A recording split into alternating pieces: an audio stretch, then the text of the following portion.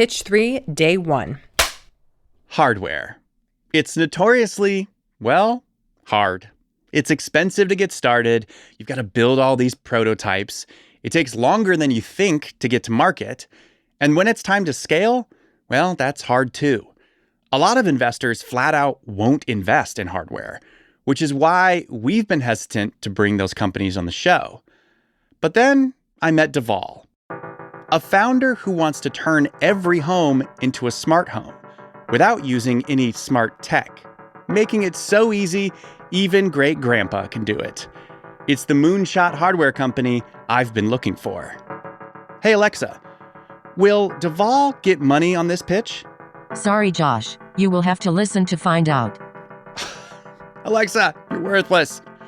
I'm Josh Muccio, and this is The Pitch, where real entrepreneurs pitch real investors for real money. Hi, I'm Paige Findorti, founding partner behind Genius Ventures, and welcome to San Diego. Hey, I'm Neil Bloom, managing partner at Analog Capital. Hi, I'm Elizabeth Yin, general partner at Hustle Fund. I'm Mark Phillips, founder of 11 Tribes Ventures. Hi, I'm Charles Hudson, managing partner, Precursor Ventures. The pitch for Lotus is coming up after this. And if you want to watch the video of this pitch, go to pitch.show/YouTube. New episodes premiere on YouTube Wednesdays at 7 p.m. Eastern. The information provided on this show is not intended to be investment advice and should not be relied upon as such. The investors on today's episode are providing their opinions based on their own assessment of the business presented. Those opinions should not be considered professional investment advice. All right. Hi, Dhaval. Nice to meet you. Yeah. Pleasure. Nice to meet you. Dhaval. Elizabeth. Nice to meet you. Hi, Dhaval and Mark. Nice to meet you, Mark. Nice to meet you, too. Hi, Paige. Dhaval, Paige. Hey, Charles. Nice to meet you, Dhaval. Pleasure. So, the story starts with me. I was born with twisted knees. And over the years, I've been on and off crutches. Now, one night, a few years ago, I got into bed, having left the hallway lights on. But I was too tired to get out of bed, hop onto my crutches, hobble 10 feet, turn off the light, hobble back 10 feet, and get back into bed. So I slept with the lights on the entire night and woke up in the morning thinking, if someone like me, an engineer, having managed a division at Apple with 37 patents, if I don't even have smart home tech, who does? 91% of US homes were built before smart homes. Even getting an Alexa means rewiring every wall switch to connect to the internet and pairing every switch one by one through another app. And this disproportionately affects the 27 million people with limited mobility: soldiers, older adults, disabled persons. So at Lotus, we've built this. That's cool. Nice. A patented wearable ring that controls objects at home by pointing. No apps, no rewiring, no internet. Infrared eliminates the need for apps, smartphones, even internet. Today, we can control anything a wall switch controls: lights, fans, appliances. This is a $335 billion market that's been over 80% untapped, even after a decade. And with Lotus, you can go from home to smart home in seconds. And that combination is really resonating with people. We've got 14 pilots in just 30 days. We're here to raise $2 million to go from prototype to product in production, to build a future where there will be a universe of ring controllable objects, where any person, younger or older, disabled or not disabled, can stay at home with autonomy and dignity. This is Lotus. Very cool. Well So done. how do you install the sensors If for I may? all these? Sure. Yeah, please. And so these are the rings. This is an existing wall switch. Uh-huh. You can attach a switch cover like this magnetically. Yeah. So step one, you put on the ring. There's a little button up Yeah. here. And so all you do is that. That's super cool. Step two, snap on. Step three, point and click. like Iron And that's Man. it. I'll pass this on. Clever. Do you have to charge the ring? Yeah, so the nice thing about this technology is, as opposed to Internet of Things, you have to be connected to the network all the time, which is why it draws power all the time. With infrared, it's like your TV remote. It's only drawing power for the 50 milliseconds that you push the button. And so instead of charging it every day like an Apple Watch, or every 3 days like an Oura Ring, you only need to charge once every 90 days So one ring. to rule Talk them to me. all. Yeah, exactly. So the ring will be connected to all the devices like this, which can be connected to the television or to the light switch or to, I mean, you name it, the fan. Correct. And so a house would have this all throughout any room that they want, and it's simply a point and click. And Correct. It's going to adjust each So of them. in our pack, we're planning on giving 1 ring and 4 switches Okay. for the same price that you get an Amazon Echo Show today. In your user interviews, what's the perspective on wearing the ring constantly versus making it something that's kind of like a television remote? To level with you, I originally thought this was a stupid idea. The bar at Apple is, does your device deserve to exist? So we interviewed people for 9 months. These are detailed interviews, 9 hours long over 3 days.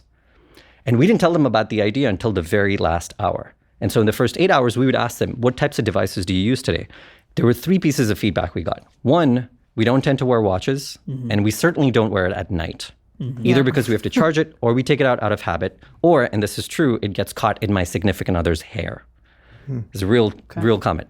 And so people don't wear it at night, which is a problem because you're in this catch-22 at night. So in a typical situation, either you have to turn off the light switch and then in the dark you're walking to your bed, or vice versa, where if you get up in the middle of the night to go to the bathroom, you're looking for the light switch in the dark. And for older adults, 1/3 of all falls happen in that situation. So if all the Ring did was only do lights and nothing else, we would still eliminate 1/3 of falls in 33% of older adults, which is why one of our B2B segments is actually senior living. Because if anyone falls in the facility, they get fined by the state, they get sued by the family, and they get dinged on their star rating by CMS, by Medicare and Medicaid, so their reimbursement rates drop. So it's a big problem for them.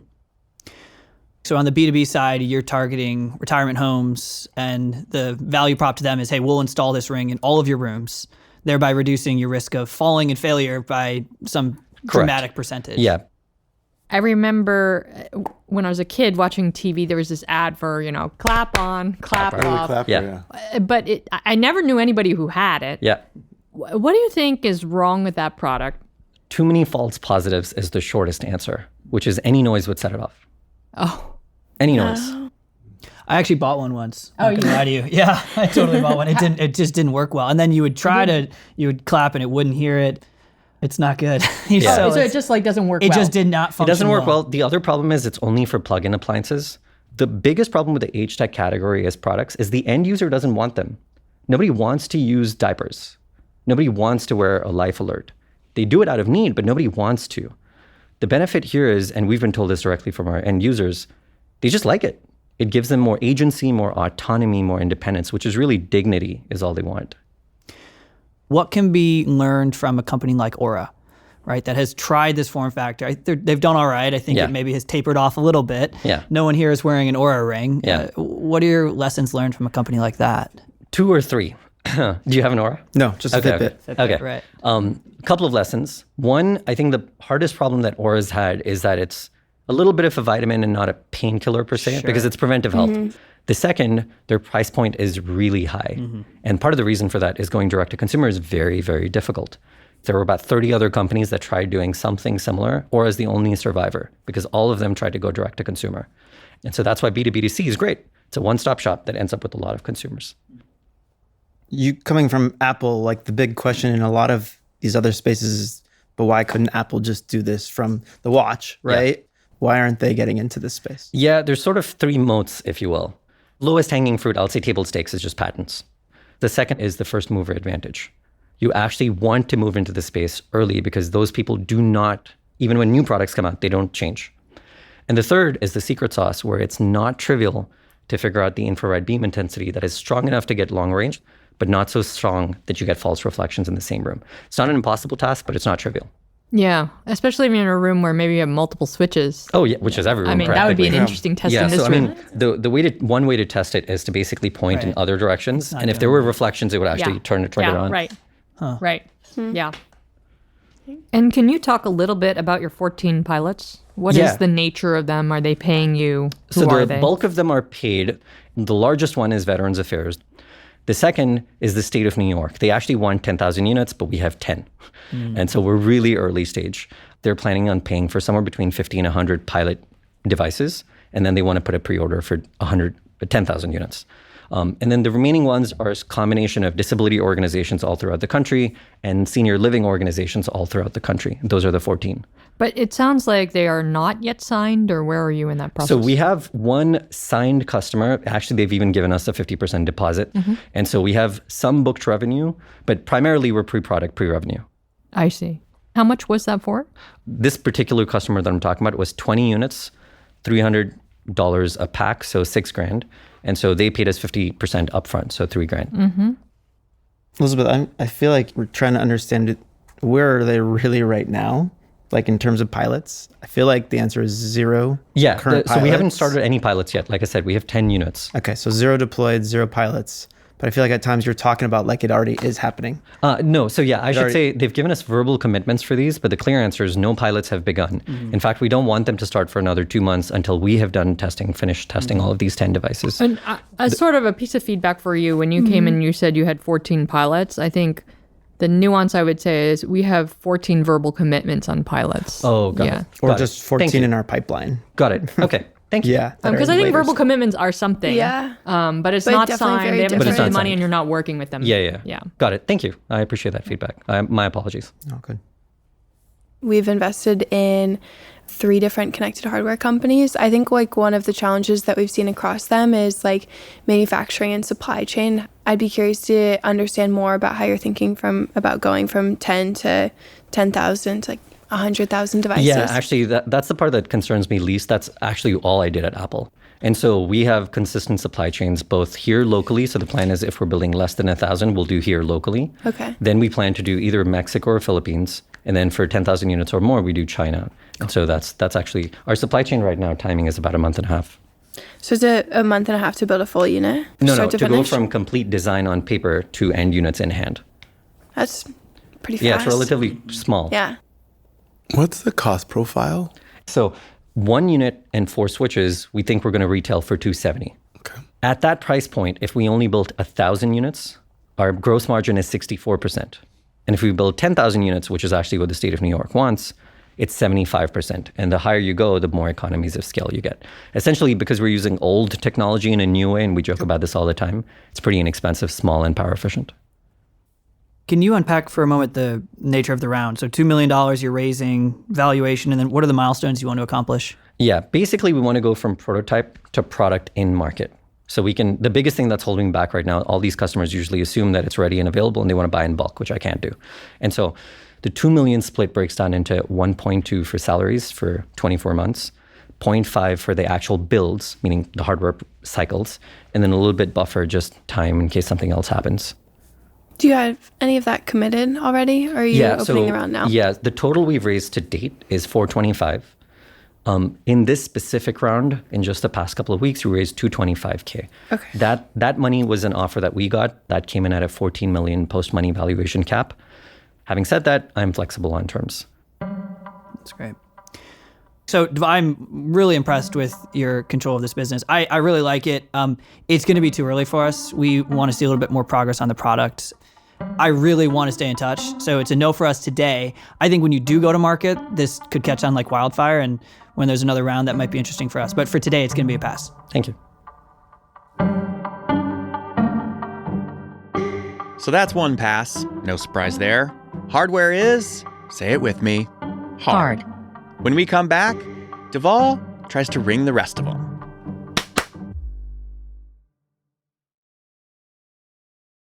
Welcome back to the moonshot pitch. Here's Paige with a zinger, or in this case, a ringer. What keeps you up at night as a founder? Yeah, it's part of the reason I'm here. It's actually all the skills you have that I don't have. And I mean that in a very real way. I actually keep waking up in the middle of the night for that reason. I know the engineering really well. And so, yeah, sure, everything's not perfectly figured out, but these are all solvable problems. And I've done that for over a decade. The engineering doesn't keep me up. It's where I would say I don't have expertise. So I'm not sort of gifted in sales like you, Charles, or with marketing like you, Paige, in the hardware and software, given your own background, Elizabeth. But those are the skills that I don't have. And I would love to not just get capital, but intellectual capital so I know how to deploy the capital well, most efficiently. And so that's the stuff that keeps me up at night. That and the actual capital where we've been working together for close to a year. Not doing right by my team does keep me up at night. Where at some point, if any one of them gets sick, no one's getting paid right now. And so I want to make sure they can keep their lights on. Can you talk more about what you did at Apple and your other co-founding team? Yeah. I worked on everything from the trackpads on the laptops to 3D touch on the phones to then finally managing an organization for wireless charging for iPhone, Watch, AirPods, and some special projects. So my specialty, I would say, is sensing, haptics, and power. And do you have co-founders? No. So it's just me right now, but the founding team, the first engineer, ex-Amazon, ex-BlackBerry, he's a PD engineer, mechanical engineer. Our head of disability, she's deafblind herself. So sales, this person used to actually do biz dev for the New Yorker magazine. For marketing, we actually have a person, Natalie. She's actually a copywriter by trade. And so she's been helping with the marketing. We doubled our team size since we got into Techstars. So now we're 7 full-time people, 12 total. Is there any way to get to meaningful revenue on the $2 million without a big lumpy contract like NYC? A lot of senior living. So then it would be a trench strategy, which is basically you go to each one of the organizations. Like right now, we're working with one of the partners is United Church Homes. There's the second largest senior living organization in the country. And so you pilot with one, then they actually want it everywhere in their own facilities. Right. So in fact, for United Church Homes specifically, they want me to come down, live there in person, and actually run the pilot with them in person, which is great. I'm impressed by you technically. I'm seeing a complete lack of the other side of kind of the founding team who knows how to sell to government, sell to Medicare. These are big, complex things that I think it'd behoove you to have not just a hire who's done sales like at a magazine, but someone big level who's done this before. But I haven't seen that you've even tried to attract that talent yet from any level. So for now, I'm out without more experience relevant to the space. Got it. Thank you. So I really think this is super clever. I love your hustle and strategy also in who to go after. I think you're spot on about thinking about no D2C and even within your B2B contracts, which ones are interesting and which ones are not. I think the valuation is a bit pricey. Mm-hmm. I think the 14 is too frothy for this business model and where you are. It's also not software, which is out of our thesis, but you know, theses often make exceptions. I'd be willing to go in at 50K, but I think we're looking at like 6 mil post on a safe. Got it. Just to piggyback on what Elizabeth said, we do a lot of hardware, and I don't know why it always seems to take $7 million to get to a commercial product.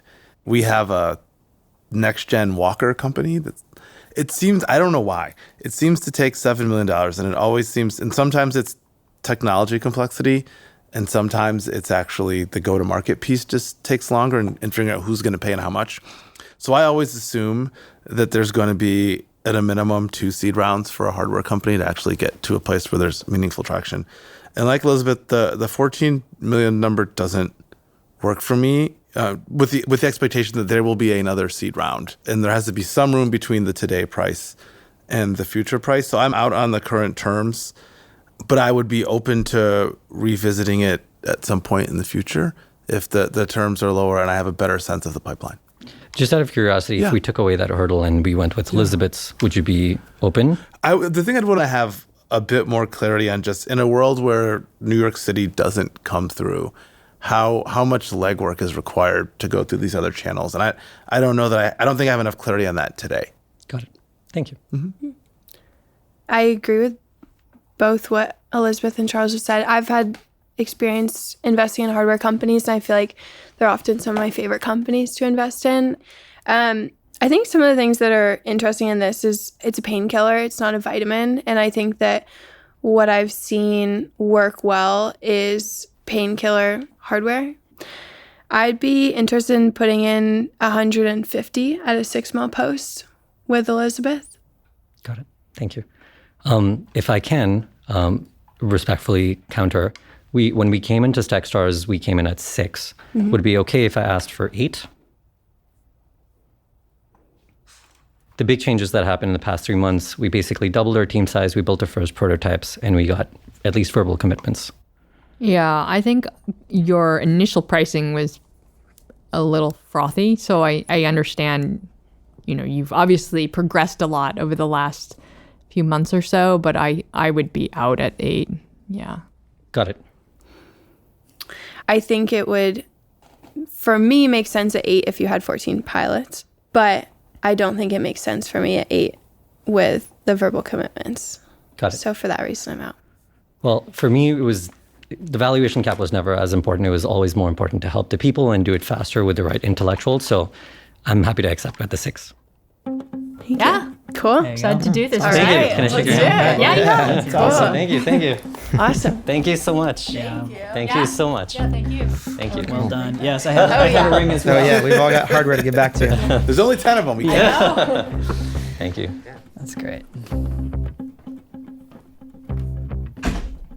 Congrats. Yeah, first You deal. guys are in the Yeah. ring business now. Let's There you go. That's great. All right. Were you surprised that he took it at 6? No. No, not 30 days after Techstars. I feel like you're still on that round. You should take all the money you can right now as a hardware Yeah. company. Yeah. Yeah. Did we just get you to make an off-thesis investment? Yes.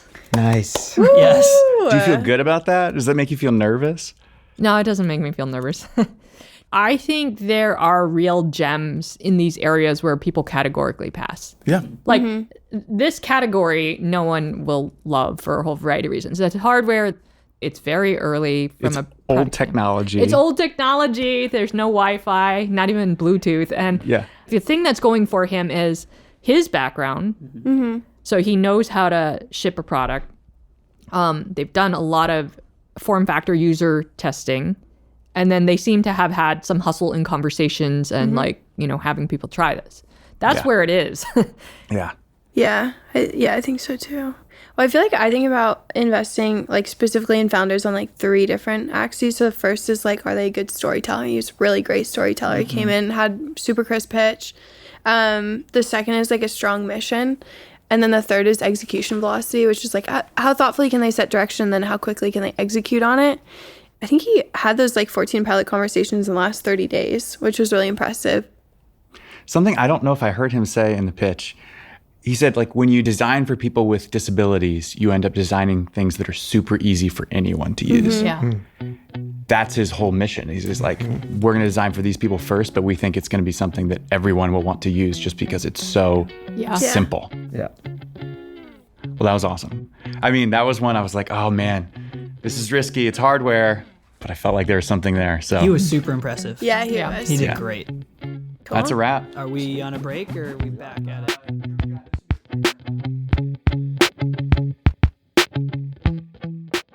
Against all odds, Dhaval raised $200,000 on the pitch show. But did these commitments actually turn into cold hard cash for some cold hardware? A month later, we called up Dhaval to find out. Dhaval, how are you? I'm good. How are you guys? As long as you're good, we're good.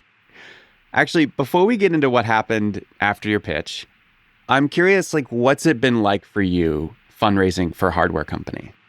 It's been difficult. I mean, it's my first time fundraising. And as a first time founder, there's a lot of doubt. You hear a lot of questions. You sort of go in mentally prepared, knowing that you're going to see a lot of rejection. But it's one thing to know about it and one thing to experience it. You know, it's like reading about the cold versus being in the cold. It bites a lot more when you're experiencing it. Despite the bitter cold, Dhaval did get commitments from both Elizabeth and Paige on our show. A few weeks after that, he got on calls with both of them, and there was still one thing they needed to clear up. I just wanted to have clarity in terms of where you're at with like pilots. We have 5 signed LOIs and 5 verbal commitments, and then another 12 in the pipeline. We're 3 months away from the first pilot and 9 months from launch. I think I just want to clarify, again, I think I'm having trouble wrapping my head around what's paid and what's not. So the biggest paid ones are Veterans Affairs is paid, New York State is paid, but they haven't finished signing yet. They're looking for somewhere in the order of a $15,000 pilot, but they want a discount. So you're a Delaware C Corp, right? Yes. Yeah, so I mean, I'm ready to sign the paperwork and wire. We can get the wire out this week even. Got it. Thank you. Please email me with the documents. I'll get those reviewed and signed ASAP, and then the wiring instructions as well, so we can get that ball rolling. Okay, perfect. Will do. That was that. It was really quick. I was pleasantly surprised. Wow. Just like that, wired the funds. Yeah. It was fantastic. I wish all investors were like the ones on the pitch. Really, truly. So I have to say, Dhaval, going into this recording event, your pitch was one of the ones I was most like excited about, but also felt like it was a Hail Mary because it's hardware and it's just hard to raise money for hardware companies. But now in retrospect, your deal has gone through faster than any other deal at the recording event. Like this thing went off more smooth than any other pitch at this season. So, congratulations. Thank you. I have to say, I don't even disagree with you. I flew down assuming that nothing would happen. I mean, it's hardware. The chances are really slim. But despite all that, as of right now, as of this moment, we are oversubscribed. Whoa. The reason I'm sharing this is a month ago, I had trouble sleeping because I wasn't even sure the round would close. Now we're well oversubscribed. And so it's a very weird, odd feeling. Why do you think that is? Why is the fundraise going so well? The only theory I have, and this is more in line with what other founders have told me, is fundraising is a non-linear function. It is sort of like a hockey puck graph, where initially for the first weeks or months, it doesn't feel like much is happening or things are happening, but very, very slowly. But funnily enough, when you get towards the end, everyone wants to jump in all at the same time. And that's exactly what happened. For the past 1 week, I've been getting a commitment every day, 1 check a day. And the check sizes have been increasing in size, not decreasing. Did you change anything about your approach during the process? Yes. I spoke to another founder and he told me what he does. Anytime anything good happens, send out an email blast. It can be 2 lines, but send out to all the investors that are on the fence. I think I started getting these from you. Yeah. I was sort of hesitating pinging investors on a regular basis. You get tons of email as it is.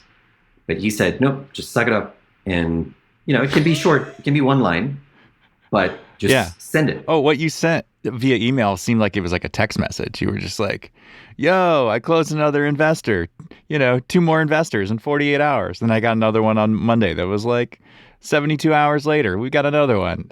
Yeah. I was wondering what was going on, but it did give me the feeling. I was like, well, shoot, is the pitch fund going to be able to invest in this? Or did it move that fast and leave us behind? That's exactly right. I think a lot more people felt that way because I started getting inbound requests, including from an investor that had been on the fence for months. I have a question for you. Is there room for us could you actually hold 150K for the pitch fund? Oof. So you've already got 50K out of the fund. Yeah. But what we like to do for pitches like this is we like to open it up to listeners who want to invest as they listen to the show. Right. So what do you think? I never thought I would be in the position where we'd be oversubscribed. Unlikely is the honest answer, given what the situation right now is. Yeah, I understand. This is great. What a great problem to have for you. We're so happy for you. You for sure got, 50K out of the fund, and we can wire those funds here in the next week. Thank you. So when's the date when you get to start paying your employees? The idea is I'm still going to pay them for the month of July. That was the original target. So we're going to back pay them for the past 3 weeks or so. So yeah, the first check I think is going to go out maybe August 1st, where we don't have payroll set up. So that's the thing we're doing right now. It's getting real, Dhaval. It's getting very real. I mean, I know you've been working on it for a very long time and it's probably felt real before, but like when you get to actually pay your employees for the first time, that's going to feel awesome, I think. Oh, it already feels great. I mean, I've been sleeping a lot better for the past week.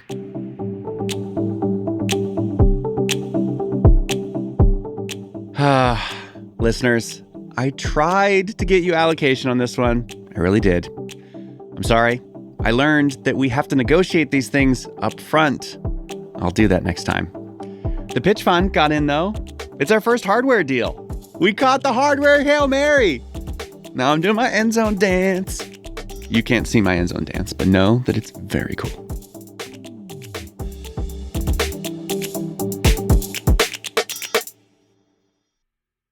If you want to hear more of Dhaval's backstory, subscribe to The Pitch Insider. New stories come out on Fridays and feature a deep dive on that week's founder. Subscribe at pitch.show/insider. Next week, The Pitch is in its true crime era.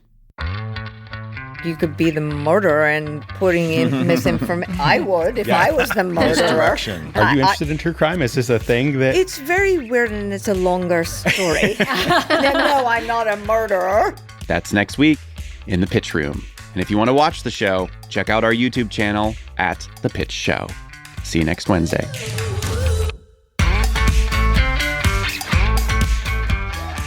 Applications are open for next season of The Pitch. We're going to be in Miami this time. There will be 18 startups and a ton of really great investors. So if you or someone you know is raising pre-seed or seed, go apply at pitch.show/apply. If you've applied before, go ahead and apply again. See you in Miami in January.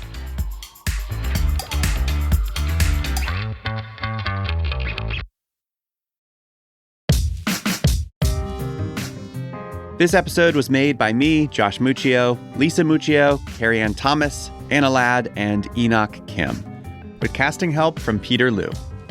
Music in today's show is from Imagined Nostalgia, Anders, Kevin J. Smith, Breakmaster Cylinder, and The Muse Maker. Thank you so much for listening to our show. If you're enjoying the podcast, we've actually set up a special URL to make it super easy to share with a friend. It's pitch.show/text. Try it out, pitch.show/text. And if you want to listen to The Pitch ad-free, subscribe to Pitch Plus. You'll also get occasional bonus content. Plus, it's a really good way to support the show. Just go to pitch.show/plus to learn more. The Pitch is made in partnership with the Vox Media Podcast Network.